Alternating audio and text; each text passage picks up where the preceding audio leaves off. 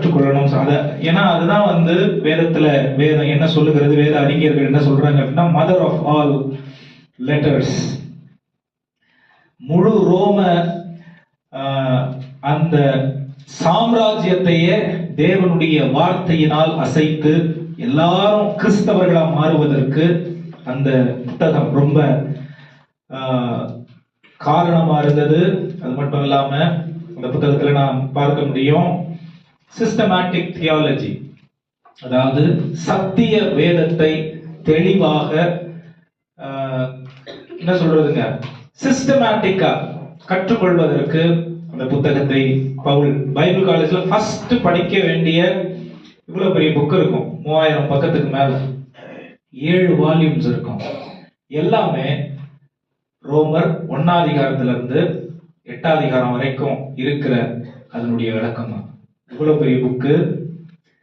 அத அந்த அளவுக்கு நம்ம டீப்பா போலனாலும் இதை கற்றுக்கொள்ள இப்ப நிறைய ஊழியர்கள் ஏன் உறுதியா வேதத்துல வசனத்துல நிக்கிறாங்க அப்படின்னா, அடிப்படை ரொம்ப முக்கியம். அதுக்குள்ள போகணும்னு எனக்கு ரொம்ப ஆர்வமா இருக்கு. ஆனால் தேவன் நமக்காக அவருடைய தன்மையை குறித்து, இது 3வது வாரம், இன்னும் 1 வாரம் 2 வாரம் அவ்வளவுதான், அதுக்கு மேல அதை குறித்து இன்னும் விளக்கமா போறதுக்கு மனசு இல்லை. இப்போ ஆரம்பிக்கும் பொழுது தேவனுடைய தன்மை என்னவா இருக்கு?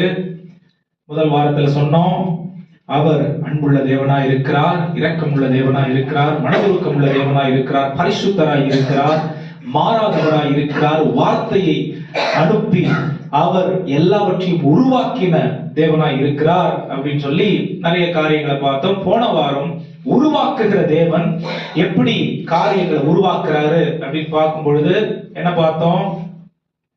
ஞாபகம் இருக்குங்களா? எப்படி அவர் உருவாக்குறாரு? ஆதியிலே தேவன் வானத்தை பூமி உண்டாக்குனாரு.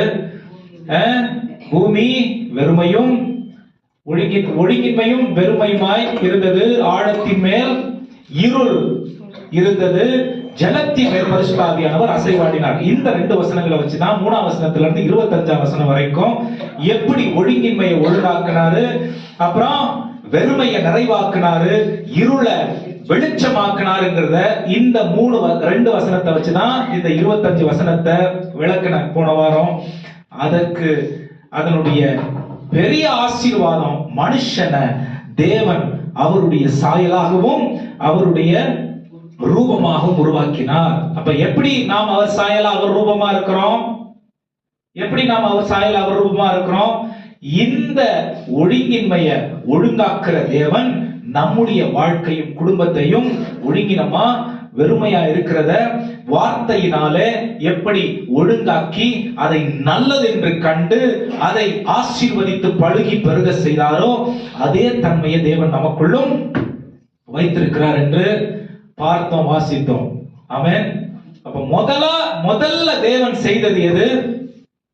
ஒழுங்கின்மைய ஒழுங்காக்குகிற தேவன். அப்புறம் வெறுமைய நிறைவாக்குகிற தேவன். இருள அகற்றி அவருடைய அழகான நிறைவான படைப்புகளை காணத்தக்கதாக வெளிச்சத்தை உண்டாக்கின தேவன். இந்த வெளிச்சத்தை தான் ரட்சிப்புன்னு நாம் புரிந்து கொள்ள முடியும்.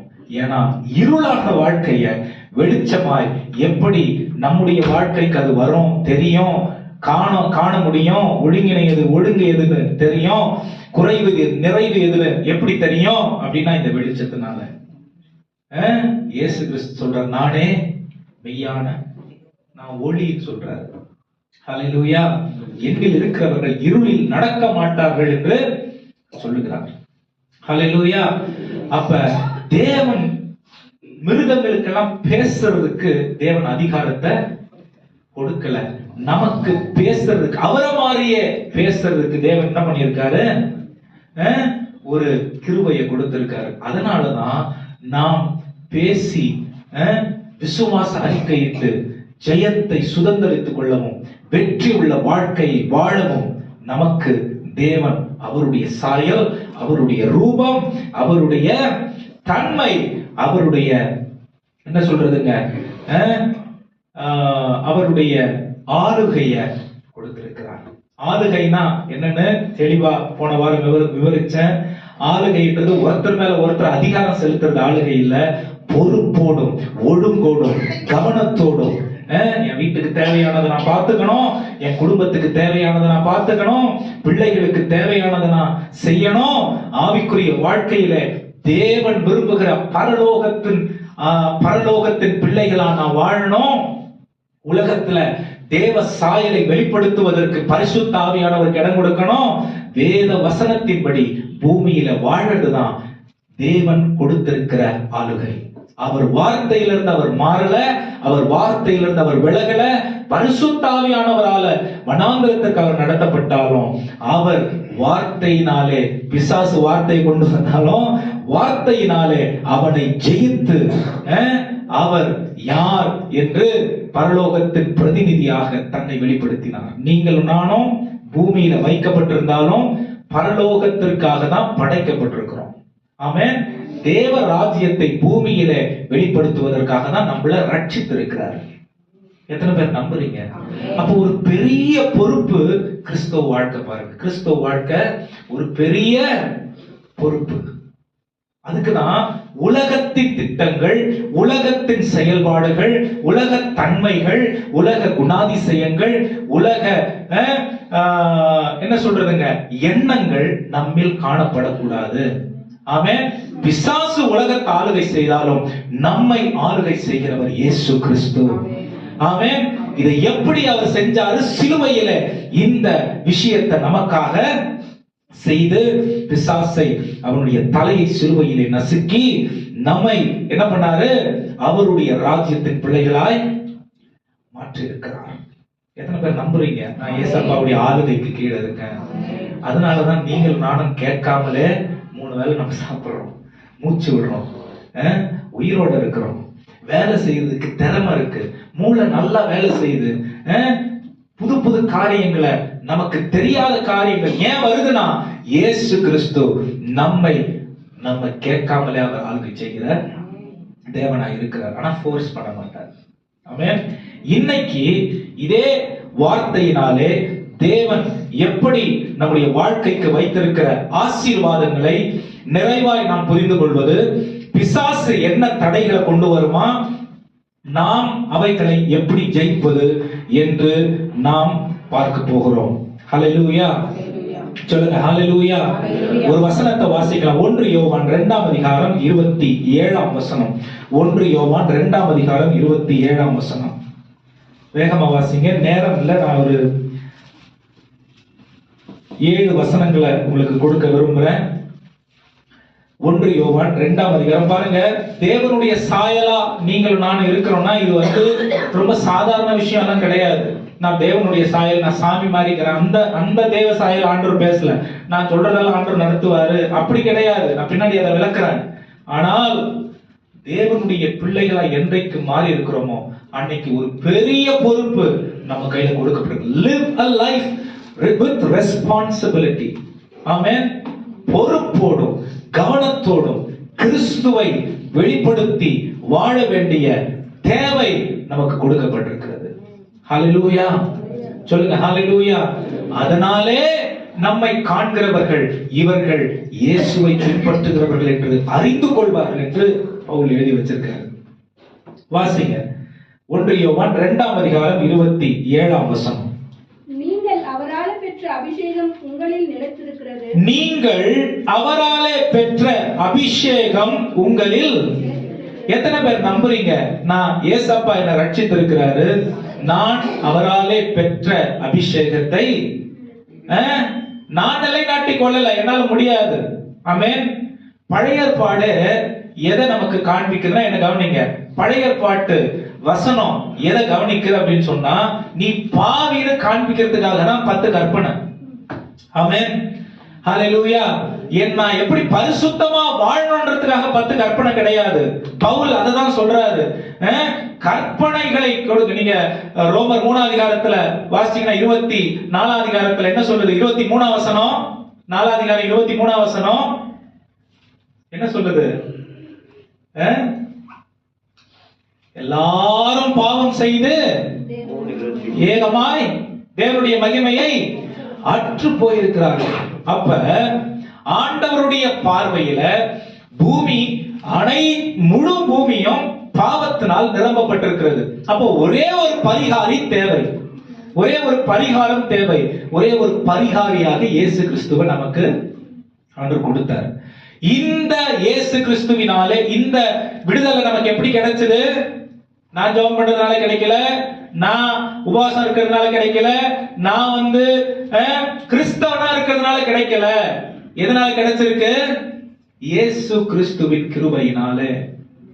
என வேதம் சொல்லுது, நான் உங்களை தெரிந்து, நீங்க என்ன தெரிஞ்சுக்கல, நான் உங்களை அப்ப நம்ம அவருடைய பிள்ளைகளா இருக்கிறது யாருடைய தீர்மானம்?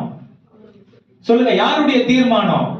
அப்ப அவருடைய தீர்மானம் நம்முடைய வாழ்க்கைக்கு நல்லதா இருக்கிறதுனால கடைசி வரைக்கும் அதுல உண்மை உள்ளவர்களா இருக்கணும்னு எதிர்பார்க்கிறார். ஆமென்.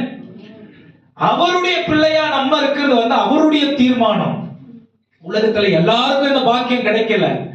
அவருடைய தீர்மானத்தை நாம் பெற்றதுனால அவருக்கு சாகிற வரைக்கும் உண்மை உள்ளவர்களா இருக்கிறதுக்காக அவர் நம்மை தெரிந்தெடுத்திருக்கிறார். ஆமென். அப்ப கிறிஸ்தவர்கள் என்ன வேணா செய்யலாமா? இல்ல, தேவ சித்தத்தின்படி பூமியில் வாழ்வதுதான் தேவனுக்கு பிரியம். அதுக்குதான் இந்த பிரித்தெடுத்தல். ஆமென். எது நித்திய ஜீவன்? போன வாரம் நான் சொன்ன, போன வாரத்துக்கு முன்னாடி வாரம் சொன்னேன், எது நித்திய ஜீவன்? பிதாவையும் குமாரனையும் அறிவதே நித்திய ஜீவன். ஹல்லேலூயா. எனக்கு இயேசுவை தெரியும் அப்படின்னு நம்ம சொல்றோம் பாருங்க. எனக்கு நம்ம அதாவது நிறைய நல்ல சட்டை போட்டு சுத்திட்டு இருக்கிற ஆட்களை பார்க்க முடியும், அரசியல் எல்லாம் சொல்லிட்டு எனக்கு அவரை தெரியும். ஆனா உண்மையா தெரியுமா அப்படின்னா தெரியாது. போய் டெய்லி அவங்க வீட்டுக்கிட்ட அப்படி அரசியல்வாதி வீட்டு வெளியே முன்னாடி நின்று வந்துடலாம். ஆனா உண்மையா அவங்களை தெரியுமா? அந்த மாதிரி எனக்கு இயேசுவை தெரியும், நான் ஜெபம் பண்றேன், நான் வேதம் வாசிக்கிறேன், இயேசுவை தெரியும்ன்றது விஷயம் இல்ல. ஆமென். அவருடைய சித்தத்துக்கு ஒப்பு கொடுத்து அவருடைய நடத்துதலுக்கு அர்ப்பணித்து அவருடைய விருப்பத்தை பூமியில் வாழ்ந்து செயல்படுத்துகிறவர்கள் அவருக்கு பிள்ளைகள் எனப்படுவார்கள். ஆமென். என்னுடைய கற்பனைகளை, அதாவது என் பிள்ளைங்க என்னில நிலைத்திருக்கிறவர்கள் என்னுடைய கற்பனைகளை கைக்கொள்வார்கள் என்று வேதம் சொல்லுது. ஆமென். 1 யோவான் வாசித்து பாருங்க, 4:8 என்ன சொல்லுது? ஆண்டவர் God is love. ஆண்டவர் அன்புள்ளவரா இருக்காரு. ஆமென்.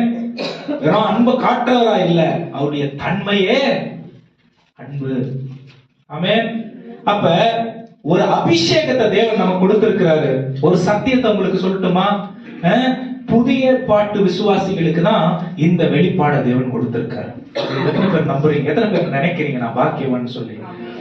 எந்த தீர்க்கதரிசிகளுக்கும் இல்லாத, தேவ தூதர்களுக்கு இல்லாத இந்த பாக்கியத்தை புதிய பாட்டு தீர்க்கதரிசிகள் இயேசு கிறிஸ்துவின் இரத்தத்தினாலே கழுவப்பட்டு பாவங்கள் மன்னிக்கப்பட்டு பரிசுத்த ஆவியானவராலே நடத்தப்படுகிற நமக்கு இந்த வெளிப்பாடு தேவன் கொடுத்திருக்கிறார். ஹல்லேலூயா. பழைய ஏற்பாட்டு விசுவாசிகள் என்ன பண்ணாங்க? பழைய ஏற்பாட்டுல இருந்த எல்லா பரிசுத்தவான்களும் என்ன பண்ணாங்க தெரியுமா? ஆண்டவர் சொல்லுவார், பரிசுத்த ஆவியானவர் அனுப்புவாரு, அவங்க வார்த்தையை கேட்பாங்க, வார்த்தையை எழுதுவாங்க, அதனுடைய விளக்கம் புரியாது. தேவ தூதர்கள் வானத்திலிருந்து தேவன் அனுப்புவார், இங்க போய் இதை சொல்லு, இவங்க கிட்ட இதை சொல்லு, இவங்க கிட்ட இதை அறிவிச்சிட்டு வா அப்படின்னு சொல்றாரு. அவங்களுக்கு இந்த வெளிப்பாடு இல்ல. ஏன்? தூதர்கள் செய்திகளை கொண்டு வருகிறவர்களா இருந்தார்கள், தேவன் சொல்லுவதை மட்டும் செய்கிறவர்களா இருந்தார்கள். தேவனுடைய மனதில் இருக்கிறத தேவன் அவருடைய வார்த்தையாக இன்றைக்கு நம்முடைய கரங்களிலே எழுதி வைத்திருக்கிறார். இந்த வார்த்தை மட்டும் போதாது, பரிசுத்த ஆவியானவரை நிரந்தரமா நம்ம கூட தங்குறதுக்கு, என்றென்றைக்கும் பரலோகம் நாம் சேர்கிற வரைக்கும் நம்மை வழி நடத்துவதற்கு நம்ம கூடவே அவர் வச்சிருக்கிறாரு. அந்த பாக்கியம் பழைய பாட்டு விசுவாசிகளுக்கு இது என்ன? இது பெருமை பாராட்டுறதுக்கு என்ன இருக்குதா? நான் மோசேயை விட பெரியவன். நம்ம வாசிச்சோம் இல்லைங்களா? யோவான் மத்தேயு 11ஆம் அதிகாரம் வாசிக்கலாம் அந்த வசனத்தை இன்னொரு முறை. அது வாசிச்சுட்டு இன்னொரு வசனத்தை உங்களுக்கு நான் காண்பிக்க விரும்புகிறேன். யோவான் 11 மத்தேயு வாசிங்க. யாருக்கு ஒப்பிடுவேன்? இந்த சந்ததியை யாருக்கு ஒப்பிடுவேன்? சந்தை வெளிகளில் உட்கார்ந்து தங்கள் தோழரை பார்த்து ஆ, உங்களுக்காக குழல் ஊதினோம். யோவான் இல்லைங்கம்மா, மத்தேயு 11:11 ವಾಸಿங்க. ಸ್ತ್ರೀಯರಲ್ಲಿ ಹುಟ್ಟಿದವರೊಳಗೆ ಹ್ಮ್. ಸ್ನಾನಿಕನಾದ ಯೋಹಾನನಿಗಿಂತ ಹಾ. ದೊಡ್ಡವನು ಎದ್ದಿಲ್ಲ. ಹ್ಮ್. ಆದರೂ ಪರಲೋಕ ರಾಜ್ಯದಲ್ಲಿರುವ ಚಿಕ್ಕವನು ಅವನಿಗಿಂತಲೂ ದೊಡ್ಡವನೆಂದು ನಿಮಗೆ ಸತ್ಯವಾಗಿ ಹೇಳುತ್ತೇನೆ. ஹalleluya, ஹalleluya. தேவனுடைய வார்த்தையினாலே நம்மளை எப்படி அவர் பலப்படுத்துறாரு அப்படிங்கறத நாம் காண்பிக்க முடியும். பரலோக ராஜ்யத்தை குறித்து இயேசு கிறிஸ்து எழுதி வைத்திருந்த, அதாவது இயேசு கிறிஸ்துவாலே, அதாவது பரிசுத்த ஆவியானவராலே ஏவப்பட்டு எழுதி வைத்திருக்கிற வார்த்தை நம்ம கரங்கள்ல இருக்கு. எத்தனை பேர் நினைக்கிறீங்க, நம்புறீங்க இது ஜீவனுள்ள வார்த்தைன்னு சொல்றீங்க? ஆமென். இது ஜீவனுள்ள வார்த்தை எத்தனை பேர் நம்புறீங்க?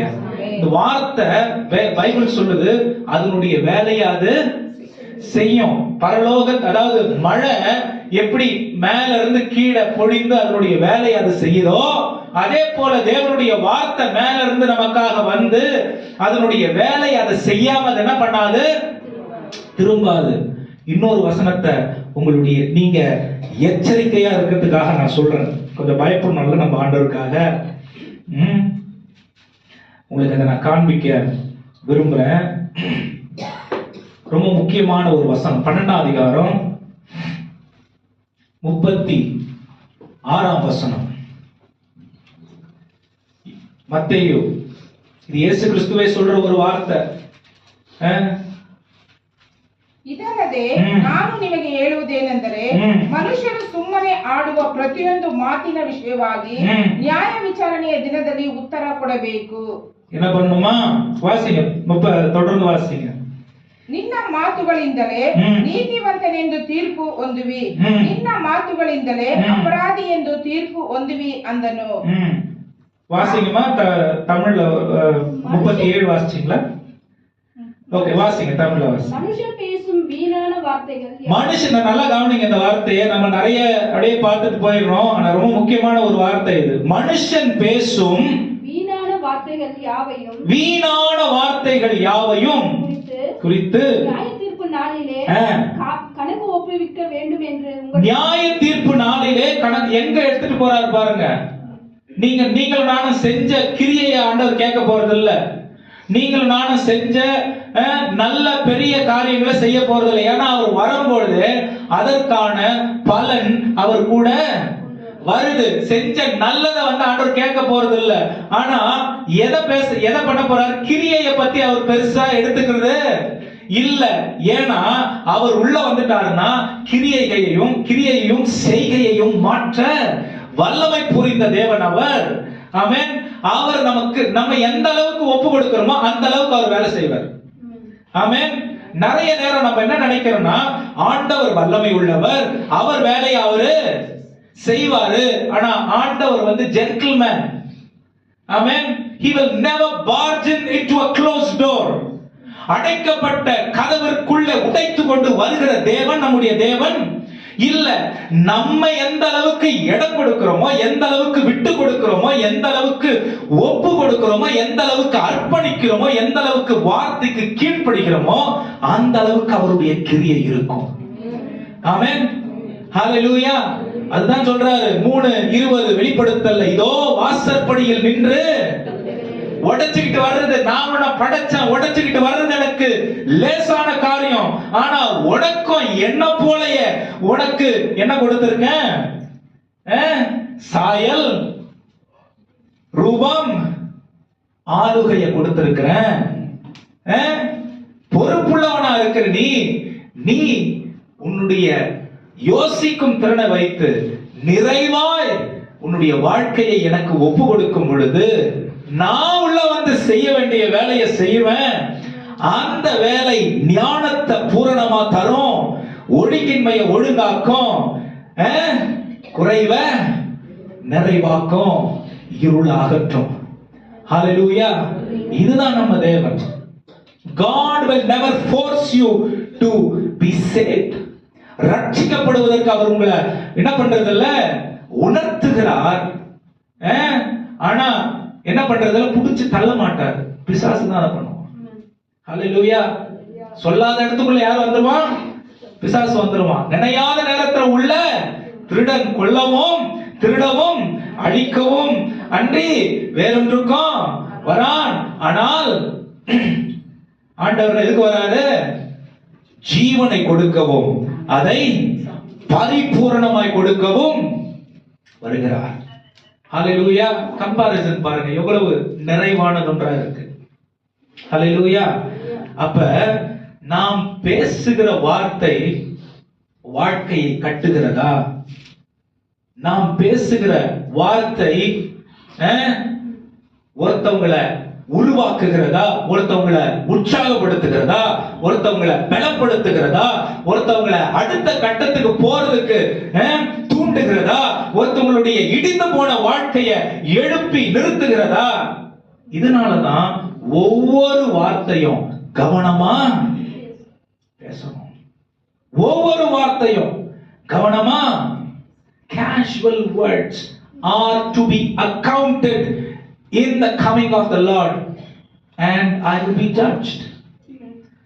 நாம் பேசும் என்ன வார்த்தையா? வீணான வார்த்தைக்கு என்ன பண்ணணுமா? அவருடைய வருகையில கணக்கு கொடுக்கணுமா?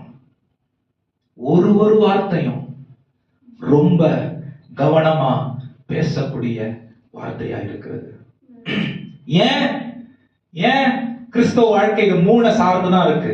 1 நாவு அதன் அதிகாரம், 2வது இதயம் அதனுடைய ஆளுகை, 3வது எண்ணம் அதனுடைய தெளிவு. கிறிஸ்தவர்களுக்கு இது 3 தான். ஆமென். டைவர்ட் ஆயிடுச்சு. ஒரு 150 வருஷமா என்ன பிரசங்கங்கள் எங்க போயிருச்சு அப்படின்னா சட்டை பேண்ட் என்ன உடுத்துறது என்ன கோல்டு இதுல போயிருச்சு. ஆனா 150 வருஷத்துக்கு பின்னாடி எல்லாம் நீங்க பாத்தீங்க அப்படின்னு சொன்னா இது இந்தியால இருந்து உருவான காரியம் கிடையாது. வேற ஒரு இடத்துல இருந்து மிஷனரிங்க கூட இந்த மாதிரி பேசிட்டாங்கன்னு வைங்களேன். ஆனா வேத வசனம் தெளிவா சொல்லுது மனுஷனுடைய இதயம். இதை நான் உங்களுக்கு காட்ட போறேன். இப்ப ரொம்ப முக்கியமானது. அதனால மனுஷனுடைய இதயம், மனுஷனுடைய எண்ணம், மனுஷனுடைய வார்த்தை. ஹல்லேலூயா. இது 3 தான் ரட்சிக்கப்பட்டவர்களுக்கு ஆண்டவர் மாற்றுகிறார். ஆமென். வாசிங்க 34ஆம் வசனம். மத்தேயு 12:34. விரியன் பாம்பு குட்டிகளே, நீங்கள் பொல்லாதவர்களாய் இருக்க நலமானவைகளை எப்படி பேசுவீர்கள்? கவனிங்க, பொல்லாதவர்களாய் இருக்க நலமானவைகளை எப்படி பேசுவீர்கள்? இது வார்த்தையை குறித்து தேவன் சொல்லுகிறார். தொடர்ந்து வாசிங்க. இருதயத்தின் நிறைவினால் வாய் பேசும். இந்த வார்த்தை எப்படி பொறுப்புள்ள கவனமுள்ள வார்த்தையா வரும்னா இதயத்தின் நிறைவில் இருக்கிற அந்த நிறைவு தான் வார்த்தையாக வரும். இந்த வார்த்தை ஒருத்தவங்களை எப்படி கட்டி எழுப்போம் அப்படின்னா என்னுடைய இதயம் மற்றவர்களை குறித்து மேலான எண்ணமாய் உடையதா இருந்தால் கட்டாயம் என் இதயத்திலிருந்து வர வார்த்தை அவர்களை உற்சாகப்படுத்துகிற வார்த்தையா இருக்கும். அவர்களை அது கட்டி எழுப்போம். ஆமென். இந்த வார்த்தைகளுக்கு தான் நான் கணக்கு கொடுக்கிறவனா இருக்கணும். தொடர்ந்து வாசிங்க. நல்ல மனுஷன் இதயமாகிய நல்ல பொக்கிஷத்தை கவனிங்க. நல்ல மனுஷனுடைய இதயம் ஆகிய நல்ல பொக்கிஷத்தை நல்லவைகளை எடுத்து காட்டுகிறான். கவனிங்க. ஆமென். இதோட இது வெளிப்படையா எழுதி இருக்காருங்க. நம்ம இதயம் பொக்கிஷ சாலை, பொக்கிஷமா ட்ரெஷர் ஹவுஸ், பொக்கிஷமாய் வைக்க வேண்டிய வீடு. இப்ப நம்ம வார்த்தை ஏடிஎம் கார்டு மாதிரி. நல்லா உங்களுக்கு தெளிவா புரியுற மாதிரி சொல்றோம். வார்த்தை ஏடிஎம் கார்டு மாதிரி. ஆனா நம்ம பேங்க் பேலன்ஸ் எல்லாம் காசெல்லாம் கார்டு உள்ள இருந்து வர்றது இல்ல. காசெல்லாம் எங்க இருந்து வருது? பேங்க்ல உங்க அக்கவுண்ட்ல இருக்கு பாத்தீங்களா, அங்க இருந்து வருது. ஆமென். பேங்க் காலியா இருந்தா நீங்க எத்தனை முறை கார்டு போட்டாலும் ஆமென். இதுதான் தேவன் என்ன சொல்ல வர்றாரு தெரியுமா? உன் இதயம் பாருங்க, நிறைய நேரத்துல கெட்டத உள்ளத்துல வச்சுக்கிட்டு நல்லது வாயில பேசுறதுக்கு முடியாது. ஆமென். கெட்டத நீங்க பாருங்க, நான் கெட்டத, கோபத்தை, வெறுப்ப, கசப்ப, வைராக்கியத்தை உள்ளத்துல வச்சுக்கிட்டு ஆமென் நல்ல பலனை நாவின் மூலமா கொடுக்கிறதுக்கு முடியாது. அதே நேரத்துல இன்னொன்னு என்ன தெரியுமா, நீங்க பேங்க்ல என்ன வச்சிருக்கிறீங்களோ அதுதான் உங்க கார்டுல வெளியே வரும். ஆமென். பேங்க்ல என்ன வச்சிருக்கீங்க அதுதான் கார்டுல வெளியே வரும். கார்டுல இருந்து வெளியே என்ன வருதோ அதுதான் உங்களுக்கு டாக்குமெண்ட். ஆமென். இதான் உங்க பேலன்ஸ். தெளிவா புரியுதுங்களா? உங்க இதயத்தின் பொக்கிஷத்துல என்ன வச்சிருக்கீங்களோ நாவல் அது வரும். நாவல் என்ன வருதோ ஆண்டவர் அதை வச்சு கணக்கு கேட்பார். எவ்வளவு ஜாக்கிரதையா இருக்க வேண்டியது இருக்கு பாத்தீங்களா கிறிஸ்தவங்க? ஆமென். அப்ப ஒவ்வொன்றும் ரொம்ப ரொம்ப கவனமா பொறுப்புள்ளவர்களா. ஏன்னா இந்த நாவை ஆக்குறதுக்காக, உருவாக்குறதுக்காக, படைக்கிறதுக்காக ஆண்டவர் வச்சிருக்கிறாரு. ஏன் கிறிஸ்தவர்கள் போய் ஜெபம் பண்றாங்க, அங்க அற்புதம் நடக்குது? ஏன் கிறிஸ்தவர்கள் போய் ஒரு நல்ல உற்சாகப்படுத்துகிற வார்த்தையை சொல்றாங்க, அங்க நடக்குது? ஏன் சாதாரணமான ஒருத்தவங்க போய் சொல்றாங்க, அது நடக்குது?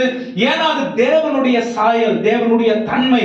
அப்படிதான் ஆண்டவர் என்ன பண்ணியிருக்காரு, படைச்சிருக்காரு. ஆமென்.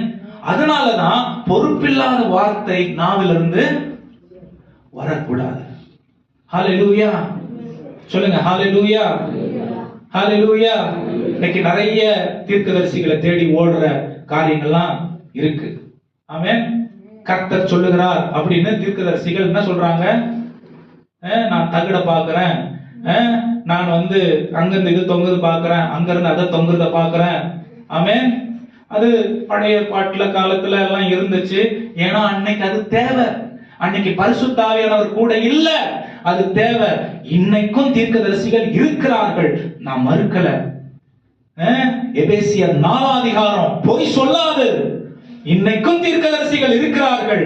ஆனால் இன்னைக்கு பழைய ஏற்பாட்டு தீர்க்கதரிசிகளுக்கு இருந்த வேலை புதிய ஏற்பாட்டு தீர்க்கதரிசிகளுக்கு இல்ல. ஆமென். புதிய ஏற்பாட்டு தீர்க்கதரிசிகளுக்கு என்ன வேலை கொடுத்திருக்கார் ஆண்டவர்? ஜீவனை பேசு. ஆமென். நல்ல போதனைகளை ஜனங்களுக்கு கொடுங்க. ஆமென். இன்னொன்னு என்ன தெரியுமா, பவுலுக்கு இது நடந்துச்சு.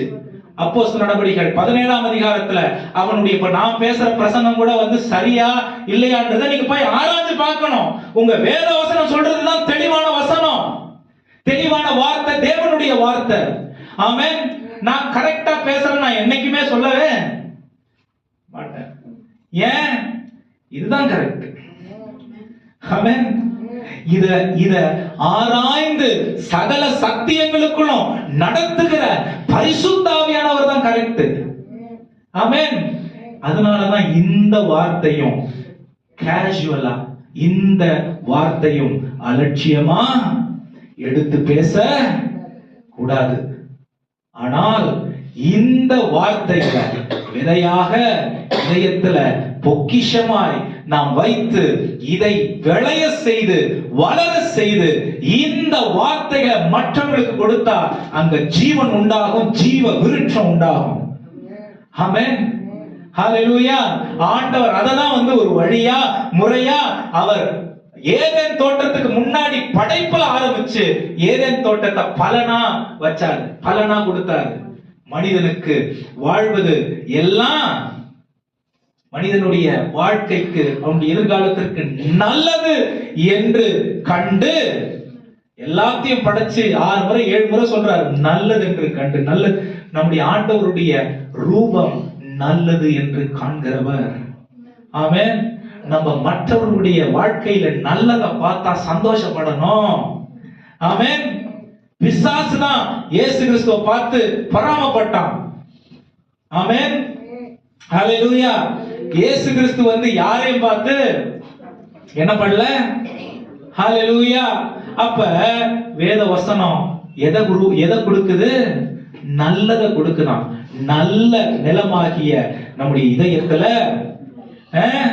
தேவனுடைய வார்த்தை விட வேண்டிய தேவை இருக்கிறது. தீர்க்கதரிசிகளை குறித்து நான் சொன்னேன், அதனுடைய வித்தியாசங்களும் சொன்னேன். ஒரு ஐயா ஒரு தீர்க்கதரிசியை பார்க்கறதுக்கு போனாராம். பல 100 கிலோமீட்டர் டிராவல் பண்ணி போயிட்டு அடுத்த நாள் காலைல திரும்பி வந்துட்டாராம். நைட்டு போயிட்டு அடுத்த நாள் நைட்டு திரும்ப வந்துட்டாராம். ஒரே ஒரு நாள் லீவு அப்படின்னு. ஏன் அப்படின்னா தீர்க்கதரிசிய பார்க்க முடியல. ஏன் பார்க்க முடியல? அவங்க வந்து வெறும் வெளிநாட்டுல இருக்கிறவங்கள மட்டும்தான் இன்னைக்கு அப்பாயின்மெண்ட் கொடுப்பாரு, உள்நாட்டு ஆட்களுக்கு இல்ல. இன்னொரு ஒரு தீர்க்கதரிசி ஒரு சர்ச்சுக்கு போனா, இது எனக்கு நடந்திருக்கு. ஒருத்தர் வந்தார், போன் பண்ணார் பெங்களூர்ல இருந்து, கேஜிஎஃப்ல இருந்து ஒருத்தர் போன் பண்ணார். போன் பண்ணிட்டு, ஆண்டவர் எனக்கு உங்க சபைக்கு இந்த வாரம் வரணும்னு சொன்னார் ஐயா. அப்படியா? அப்புறம் என்னென்னமோ சில காரியங்கள் எல்லாம் பேசினாரு. நான் வரணும்னா நீங்க இதெல்லாம் பண்ணி வைக்கணும், நீங்க இந்த காரியங்கள்லாம் செய்து வைக்கணும். அப்படியா?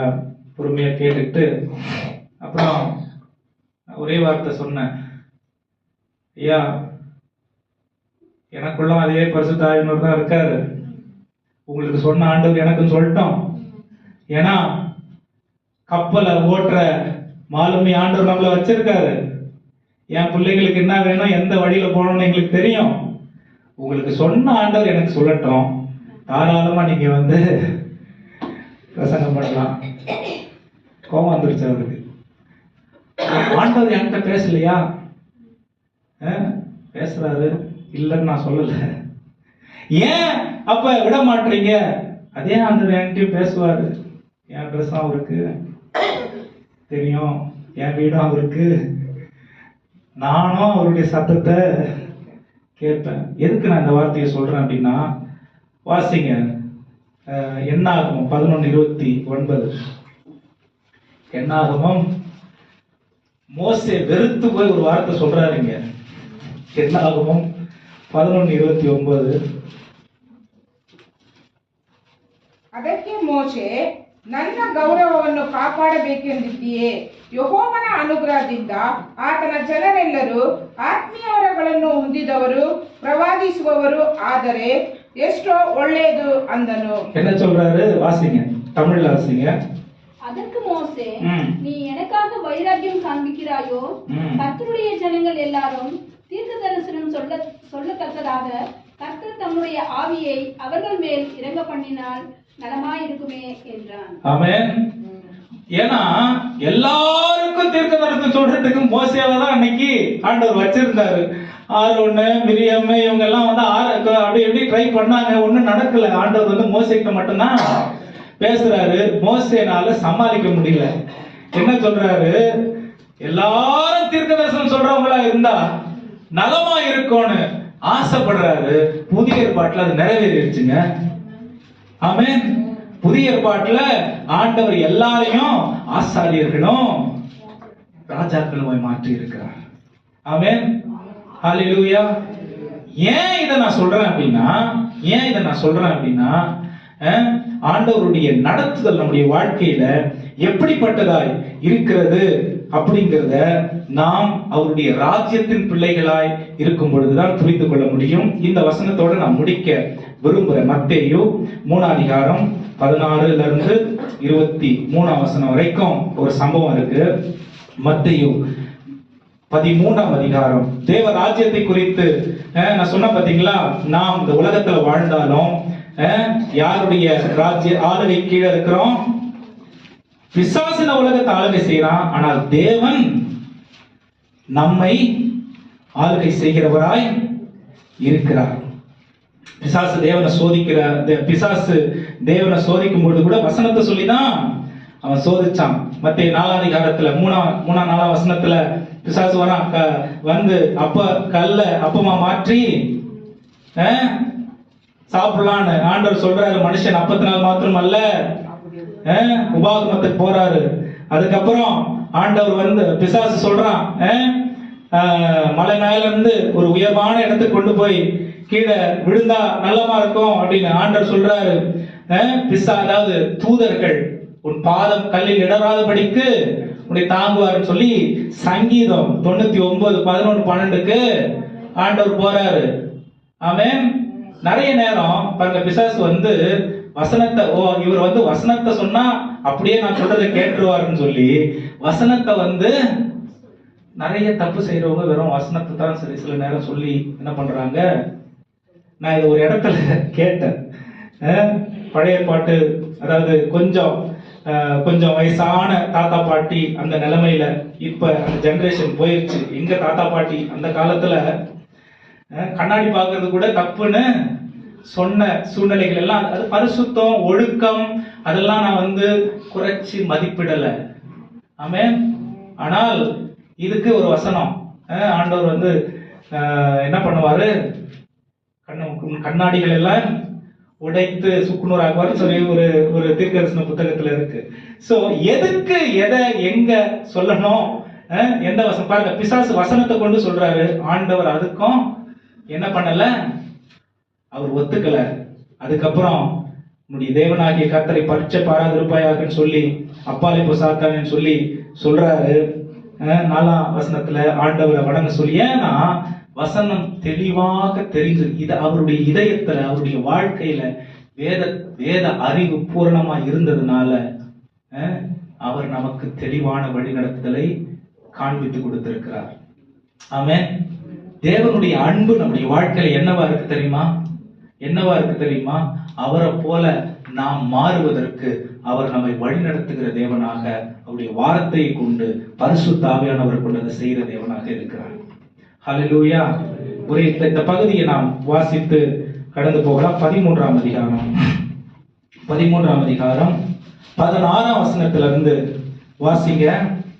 உங்கள் கண்கள் காண்கிறதினாலும் உங்கள் காதுகள் கேட்கிறதினாலும் அவைகள் பாக்கியமுள்ளவைகள். அநேக தீர்க்கதரிசிகளும் நீதிமான்களும் நீங்கள் காண்கிறவைகளை காணவும் நீங்கள் கேட்கிறவைகளை கேட்கவும் விரும்பியும் காணாமலும். பாருங்க, இயேசு கிறிஸ்து சொல்றாரு, நான் பழைய ஏற்பாட்டுல சொன்ன பாத்தீங்களா, பழைய ஏற்பாட்டுல இருந்த உடன்படிக்கைக்குள்ள இருந்த ஆட்களுக்கு இல்லாத ஒரு ஆசீர்வாதம், பரலோகத்தில் இருக்கிறதான தூதர்களுக்கு இல்லாத ஒரு பாக்கியம் தேவன் புதிய ஏற்பாட்டு விசுவாசிகளுக்கு இயேசு கிறிஸ்துவின் மூலம் பரிசுத்த ஆவியானவர் மூலம் கொடுத்திருக்கிறார். என்ன சொல்றாரு, காதுள்ளவர்கள் கேட்பதற்கு காதுள்ளவர்கள் கேட்க கடவர்கள், கண்கள் இருக்கிறவர்கள் நீங்க காணுங்க. என்ன சொல்றாருன்னா, பழைய ஏற்பாட்டுல அநேக தீர்க்கதரிசிகள் நீதிமான்களுக்கு இல்லாத ஒரு பாக்கியம் உங்களுக்கு இருக்கிறது. வாசிங்க, இது வந்து தேவ ராஜ்யத்தை குறித்து சொல்றாரு. எதை முக்கியப்படுத்தி சொல்றாருன்னு பாருங்க. 18ஆம் வசனம். விதைக்கிறவனை பற்றிய ஓமையை கேளுங்க. நிறைய பேர் என்ன பண்ணுவாங்கன்னா 13ஆம் அதிகாரம் 1ஆம் வசனத்துல இருந்து ஆரம்பிச்சு ஆழமா போய் பயங்கரமா வந்து பிரசங்கம் பண்ணிட்டு அதனுடைய விளக்கத்தை விட்டுருவாங்க. பிசாசு எதை நம்முடைய வாழ்க்கையில இருந்து இதயத்தில இருந்து எண்ணங்கள்ல இருந்து திருடுறாங்கிறத இந்த பிற்பகுதியில இயேசு கிறிஸ்து விளக்குறாரு. வாசிங்க 18ஆம் வசனம். ஒருவன் ராஜ்யத்தின் வசனத்தை கேட்டும் உணராதிருக்கும் போது பொல்லாங்கன் வந்து, கவனிங்க, ஒருவன் ராஜ்யத்தின் வசனத்தை கேட்டும் உணராதிருக்கும் பொழுது பொல்லாங்கன் வந்து அவன் இருதயத்தின் விதைக்கப்பட்டதை பறித்துக் கொள்ளுகிறான். அவன் இருதயத்தில், அப்ப அதனாலதான் நம்ம இதயத்துல பொக்கிஷமாகிய இதயத்துல, பொக்கிஷ சாலையாகிய இதயத்துல எதை விதைக்கணுங்கிறது ஆண்டவர் சொல்லி கொடுக்கிறார். எதை விதைக்கணுமா? ராஜ்யத்தின் வசனங்களை. ஏன்னா நம்ம எங்க போறோம்ன்ற டைரக்ஷன் நமக்கே தெளிவா இல்லைன்னா என் பின்னாடி வரவங்களை நான் எந்த வழியில வழி நடத்துறது? ஆமென். என் இதயத்தின் நிறைவுனாலதான் வாய் பேசும். பிசாசுக்கு நம்ம சர்ச்சுக்கு வர்றது பிரச்சனை இல்லை. ஆமென். ஆண்டவரை ஆராதிக்கிறது பிரச்சனை இல்லை. பைபிள் படிக்கிறது கூட பிரச்சனை இல்லை. விசுவாச அறிக்கைறது கூட பிரச்சனை இல்லை. ஆனா இந்த வசனங்களை நம்ம புரிஞ்சுக்கிட்டோம்னா அவனுக்கு பிரச்சனை. ஏன்னா அவனுக்கு தலைவலியா மாறிடும். ஆமென். ஏன்னா ராஜ்யத்தின் பிள்ளைகள் பின்வாங்கவே மாட்டாங்க. ஆண்டவரை பின்பற்றுறதுல ரொம்ப கவனமா வேத வசனத்தின்படி வாழ்வாங்க, இருப்பாங்க. ஆமென். வாசிங்க. என்னது? ராஜ்யத்தின் வசனத்தை கேட்டு உணராதிருக்கும் பொழுது பொல்லாங்கன் வந்து அவன் இருதயத்தில் விதைக்கப்பட்டதை பறித்துக் கொள்ளுகிறான். பிசாசு என்ன பண்றான்? வசனம் மைண்ட்ல இருக்கட்டும் பரவாயில்ல, வாயில இருக்கட்டும் பரவாயில்ல. ஆனா பழைய பாட்டு ஆட்கள் கூட வாயில இருந்துச்சு, ஆனா அது அதனுடைய புரிதல் இல்ல. இன்னைக்கு அந்த புரிதல் நமக்கு தேவன் கொடுத்திருக்கிறாரு. பைபிள் இல்லாதவங்க எல்லாம் வாங்கிடுங்க. இந்த வசனம் தான் நம்மள நம்முடைய வாழ்க்கைய கட்டும். பைபிள் ரொம்ப ரொம்ப வீட்டுக்கு ஒரு பைபிள் இல்ல, வீட்டுல இருக்கிற எல்லாருக்கும் ஒரு பைபிள் கையில இருக்கணும். அவன் சின்ன குழந்தைகளுக்கு வாங்கி கொடுங்க, ரொம்ப நல்லது. ஏன்னா இதயத்தில் விழுந்த வார்த்தைய பிசாசு எடுக்கவே முடியாது. ஆமென். ஆனா புரிதல் இல்லைன்னா அதையும் எடுத்துறான். ஆமென். ஹல்லேலூயா. அப்ப எது அடிப்படையா இருக்கணுமோ அது நம்முடைய வாழ்க்கையில இல்லாததுனாலதான் மற்ற காரியங்களில் கவனம் செலுத்தி உலகத்தில் பிரபலங்களை தேடுகிறோம், தேவனிலே நிலைநாட்டப்படவில்லை. ஆமென். உலகத்தில் பிரபலங்களை, மனுஷங்களுடைய அங்கீகாரத்தை தேடுகிறோம், மனுஷனுடைய என்ன சொல்றது, அவன் தட்டி கொடுக்கணும், என் பேரை சொல்லணும்னு தேடுறோம். வேத வசனத்தினுடைய புரிதல், ராஜ்யத்தினுடைய புரிதல், அடிப்படை வேறு இல்லாததுனால என்ன ஆயிருது? உலக மனுஷனுடைய தேடல் நம்முடைய தேடல் ஆயிருது. தேவன் நம்மை பிரித்து எடுத்திருக்கிறாருங்கிறத மறந்துடுறோம். ஆமென். பிசாசுக்கு அதுதான் வேணும், நம்மள டைவர்ட் பண்ணி விட்டுறதுதான் அவனுக்கு வேணும், நம்ம கவனத்தோட இருக்கிறது அவனுக்கு வேணும். ஆமென். ஆண்டவர் சொல்றாரு, ராஜ்யத்தின் செய்திய நாம் புரிந்து கொள்ளாதபடிக்கு அவன் என்ன பண்றான்? விதைத்திருக்கிற வசனத்தை, அபிஷேகத்தை எடுத்துடல, வரங்களை எடுக்கிறது இல்ல, நம்ம கிட்ட இருக்கிற வல்லமைகளை எடுக்கிறது இல்ல, நம்ம கிட்ட இருக்கிற கிருபையை எடுக்கிறது இல்ல, வசனத்தை எடுத்துறோம். ஏன்னா சத்தியத்தை அறிவீர்கள், சத்தியம் உங்களை, நம்ம விடுதலை ஆகக்கூடாதுங்கிறது பிசாசுக்கு வேணும், அடிமத்தனத்துல இருக்கணுங்கிறது தான் அவனுக்கு வேணும். அதனாலதான் எல்லாத்தையும் கொடுத்துறான், வசனத்தை எடுத்துறான். ஆமென். அந்த வசனம் இதயத்துல உறுதியா இருக்கிறதுக்கு ஜாக்கிரதை உள்ளவர்களாய், வசனத்துல உறுதியா இருக்கிறவங்க எதுக்குமே அசைக்கப்பட மாட்டாங்க.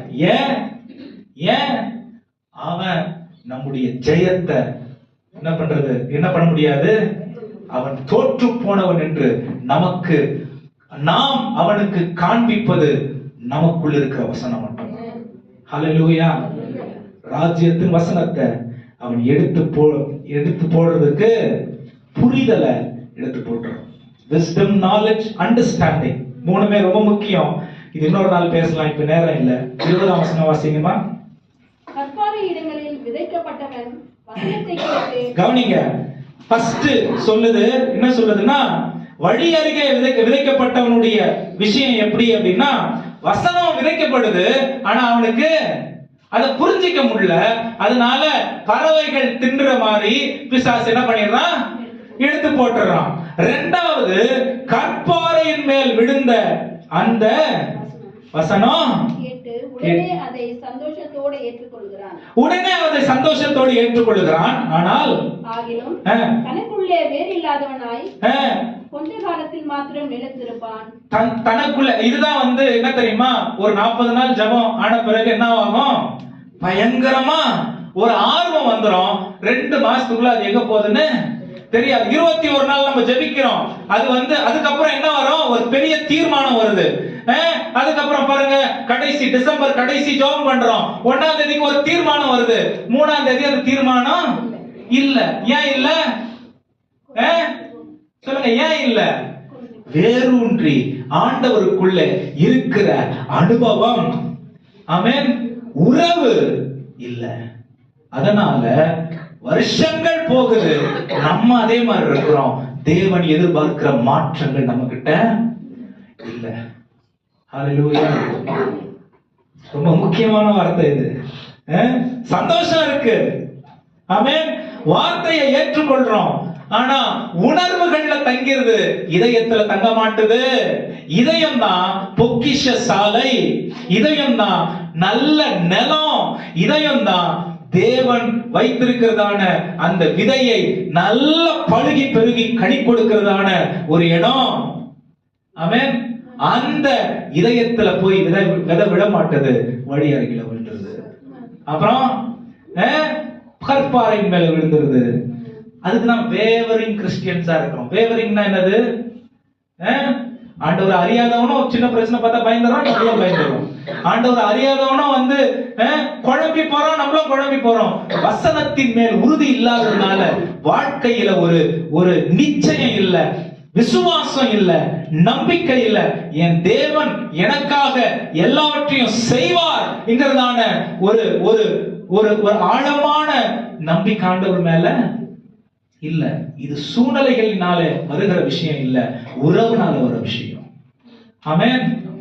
அப்ப சந்தோஷம் நிலையா நிற்கணுமா?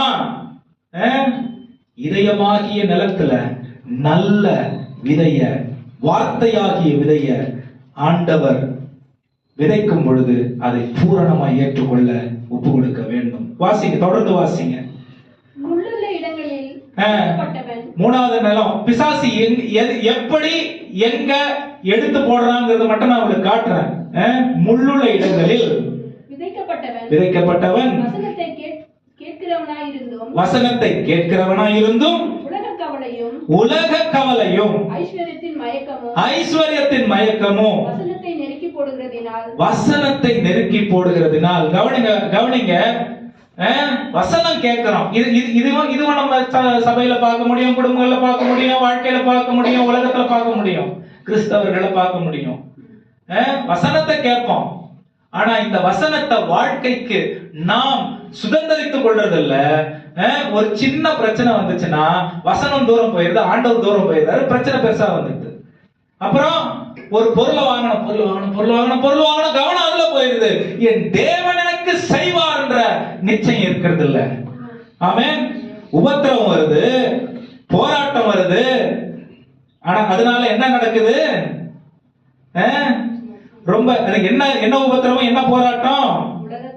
உலக கவலை, ஐஸ்வர்யத்தின் மயக்கம். ஐஸ்வர்யம் ஆண்டவர் தப்புன்னு சொல்லல, ஐஸ்வர்யத்தின் மயக்கம் தேவனை விட்டு விலகும். ஆமென். ஐஸ்வர்யம் தப்பு கிடையாது, நம்ம ஆசீர்வாதமா இருக்கிறதுக்கு தான் ஆண்டவர் எல்லாவற்றையும் ஏற்படுத்தி இருக்காரு. ஆமென். ஆனா அது நம்மள ஆளுகை செய்யக்கூடாது. ஹல்லேலூயா. அது நம்மள ஆளுகை செய்யக்கூடாது.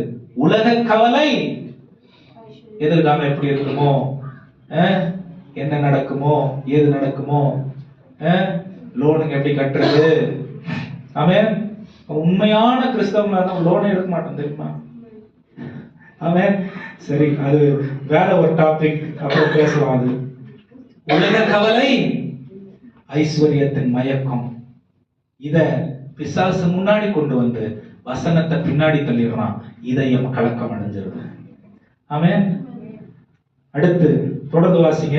நல்ல நிலத்தில் விதைக்கப்பட்டவனோ, நல்ல நிலத்தில் விதைக்கப்பட்டவனோ வசனத்தை கேட்கிறவனும் உணர்கிறவனுமாயிருந்து. கவனிங்க, மேல நான் சொன்னேன் வசனத்தை கேட்டு 19ஆம் வசனத்துல ராஜ்யத்தின் வசனத்தை கேட்டு அதை புரிந்து கொள்ளாதவன் எப்படிப்பட்டவனா இருக்கான்?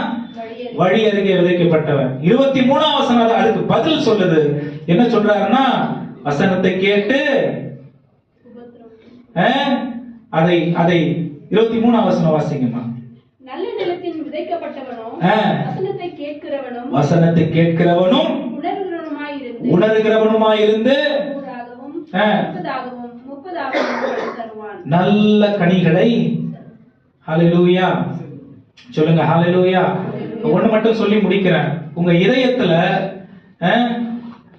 வெறுமையை நீங்க வச்சுக்கிட்டீங்கன்னு வைங்களேன், 15 வருஷம் ஆன பிறகு அந்த இதயத்தை நீங்க திறந்து பாத்தீங்கன்னா என்னதான் இருக்கும்? சொல்லுங்க. என்னதான்? நான் டெபாசிட்டே பண்றது இல்ல, ஒரு அக்கவுண்ட காலியாவே வச்சிருக்கேன். 20 வருஷம் ஆன பிறகு என்னதான் இருக்கும்? என்னதான் இருக்கும்?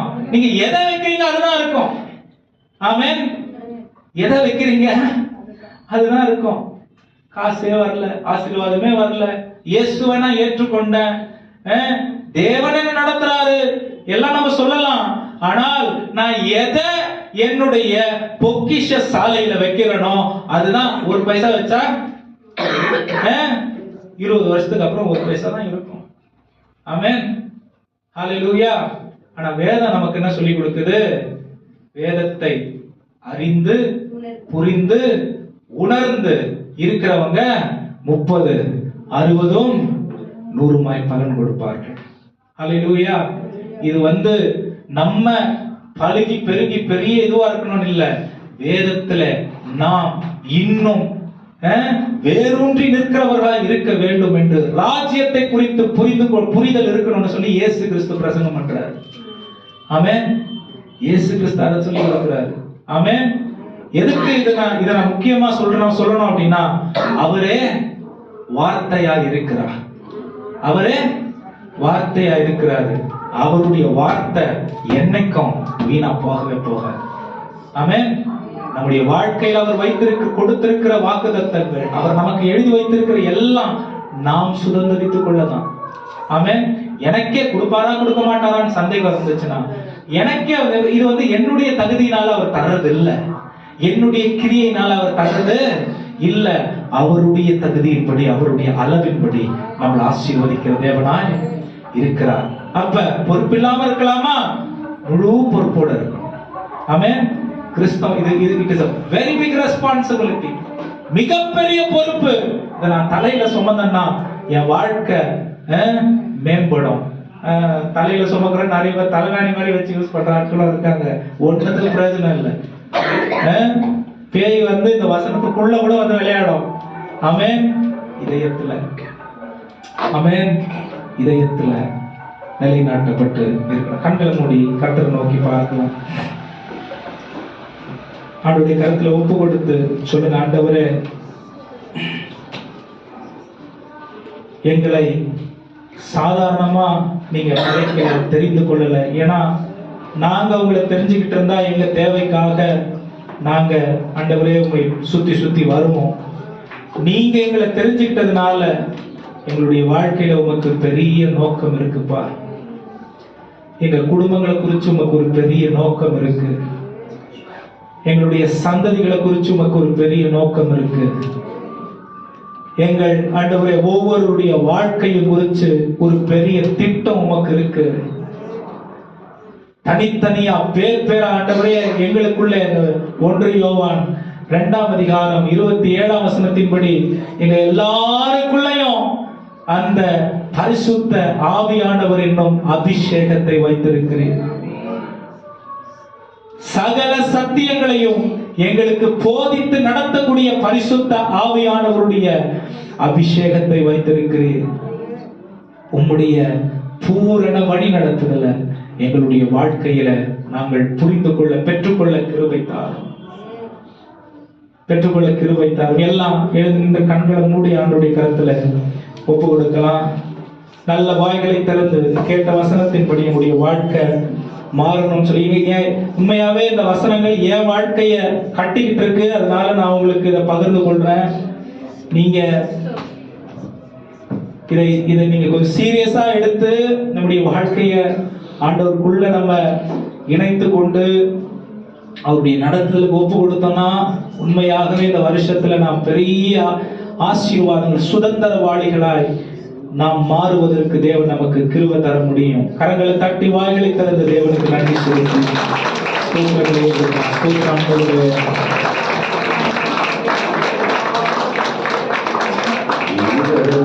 பகலும் வேத வசனம், இரவும் பகலும் வேத வசனம் தியானம் செய்திடுவே. நான் தியானம் செய்திடுவே. தெரிஞ்சவங்க இயேசு பாதம் எனக்கு போதும், இயேசு பாதம் எனக்கு போதும். எந்த நாளும் ஆனந்தமே, எந்த நாளும் ஆனந்தமே.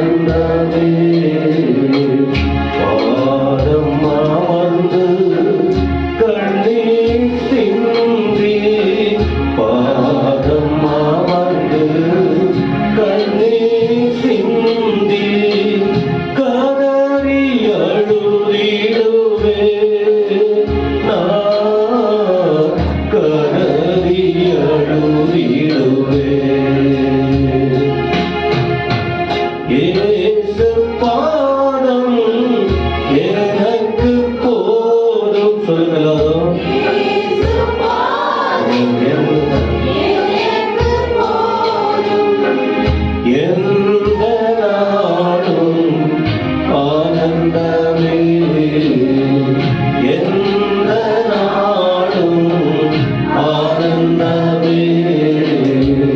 காத்திருந்து வேலடைந்து, காத்திருந்து வேலடைந்து, கழுதை போல் பரப்பே நான், கழுதை போல் பரப்பே. இயேசு பாதம் எனக்கு போதும், இயேசு பாதம் எனக்கு போதும். எந்த நாளும் ஆனந்தமே, எந்த நாளும் ஆனந்தமே. எதை நினைத்தும் கலங்க மாட்டேன், எதை நினைத்தும் கலங்க மாட்டேன். என்றும் துதித்திடுவேன் நான், என்றும் துதித்திடுவேன். இயேசு பாதம் எனக்கு போதும், இயேசு பாதம் எனக்கு போதும். எந்த நாளும் ஆனந்தமே, எந்த நாளும் ஆனந்தமே. தேவாலயத்துக்கு வந்தோம், துதித்து பாடி வசனங்கள் கேட்டோம். இப்ப நம்ம வெளியில போகிறோம். ஒருவேளை சோதனை காத்திருக்கும். இடம் கொடுக்காம வாழ்ந்தீங்கன்னா இந்த நாள் முழுவதும், இந்த வாரம் முழுவதும் நீங்கள் பாதுகாக்கப்படுவீர்கள். சத்துரு எடுக்காதபடிக்கு உஷாரா காத்துங்க. ஏதேன் தோட்டத்துல பாதுகாப்பு இல்லாத நிலம் இருந்ததுனாலதான், ஏவாள் இடம் கொடுத்ததுனாலதான் அங்க தெய்வீகம் பாதிக்கப்பட்டது, பாவம் பிரவேசித்தது. நம்ம வேலி அடைத்துக் கொள்ள வாய்ப்பு நிறைய இருக்கு. ஆண்டவர் நம்மோடு இருக்கிறார். அவர் நம்ம நேசிக்கிறதினால்தான் இப்படி ஆலோசனைகளை கொடுத்து நல்ல வழி எது என்று பார்த்து அதிலே நடவுங்கள், அப்பொழுது உங்கள் ஆத்துமாக்களுக்கு இளைப்பாறுதல் கிடைக்கும் என்ற ஆண்டவர் அந்த வசனத்தின் மூலம் நம்மை நடத்த வல்லவராய் இருக்கிறார். மகிமை ஆண்டவருக்கு செலுத்தி 2 கையும் அப்படியே மேல உயர்த்தி நல்ல ஸ்தோத்திரம் பண்ண முடியுமா உங்களால? சொல்லுங்க. இந்த வாய்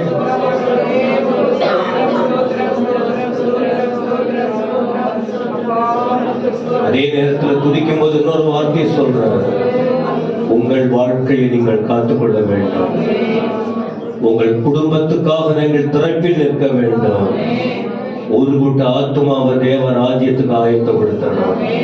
பரலோக பிதாவை துதிக்கிறோம். சாதாரண கூடுகள்ல இது ஏதோ ஒண்ணு கொடுக்கறாங்க வந்து வாங்கிட்டு போற இடம் இல்ல. பரம தேவன் கொடுத்த நாள். இந்த நாளை நாங்க கனம் பண்ணணும், வந்து உண்மை தேடணும். 5 நிமிஷம் முன்ன பின்ன 10 நிமிஷம் முன்ன பின்ன அது எங்களுக்கு பிரச்சனையே இல்லை. ஆனா கர்த்தரோடு இருக்கிற வாய்ப்பு கிடைச்சிருக்கு. ஆண்டுடைய வார்த்தை விளக்கி காண்பிக்கப்படுகிறது. இதை ஜனங்க புரிந்து வழி தவறி போகாம சாட்சிகளா இருக்க, கர்த்தருக்கு மகிமையை கொண்டு வர உதவி செய்யும். செய்தி கொடுத்த மகனை ஆசீர்வதியும். எங்க ஏக்கம் உமக்கு தெரியும். நாங்க ஏன் பிரயாசப்படுறோம். ஒரே ஒரு ஆத்மாவை கூட நாங்க இழந்துடக்கூடாது. அதற்கு யாரும் இடம் கொடுக்கவும் கூடாது. நீ நல்லவர், நீ பாதுகாக்கிறவர், நீ சமாதானம் கொடுக்கிறவர், நீர் உயர்த்துகிறவர், நீர் ஆசீர்வதிக்கிறவர், அமைதி கொடுக்கிறவர், அதே நேரத்தில் கண்டித்து உணர்த்துகிறவர். உடைய செயலை புரிந்து வாழ உதவி செய்யும். அடுத்த ஒரு ஆராதனை 8:30 மணிக்கு இருக்குப்பா. அதுல டிரான்ஸ்லேஷன்லாம் இருக்கும். தெய்வம் பொறுப்படும். இந்த கிரிக்கெட் காரியத்தை மீண்டும் இடத்தில் ஒப்பு கொடுக்கிறோம். எல்லாருக்கும் நல்ல சமாதானம் கொடும். தெய்வத்தை முக்கியப்படுத்தட்டும். ஆட்டத்துக்கு எவ்வளவு முக்கியம் இருக்கோ அதே போல ஆத்துமாவுக்கு முக்கியத்துவம் கொடுக்கட்டும். ஸ்தோத்திரம். இயேசுவின் நாமத்தில் வேண்டுகிறோம் பிதாவே. நம்முடைய கர்த்தராக இருக்கிற இயேசு கிறிஸ்துவின் கிருபை, பிதாவாகிய தேவனுடைய அன்பு, தூயாவியானுடைய ஆசீர்வாதம் நம்மோடும் அனைத்து பரிசுத்தவான்களோடு கூட இயேசு சுவாமி வருகிற வரைக்கும் நிலைத்திருப்பதாக. என் ஆத்துமாவே கர்த்தரை ஸ்தோத்திரி, முழுவதுமே என் ஆத்துமாவே கர்த்தரை ஸ்தோத்திரி, அவர் செய்த சகல உபகாரங்களையும் மறவாதே. ஆமென். நன்றி. கர்த்தர் உங்களை ஆசீர்வதிப்பார். இங்க வரக்கூடியவங்க அந்த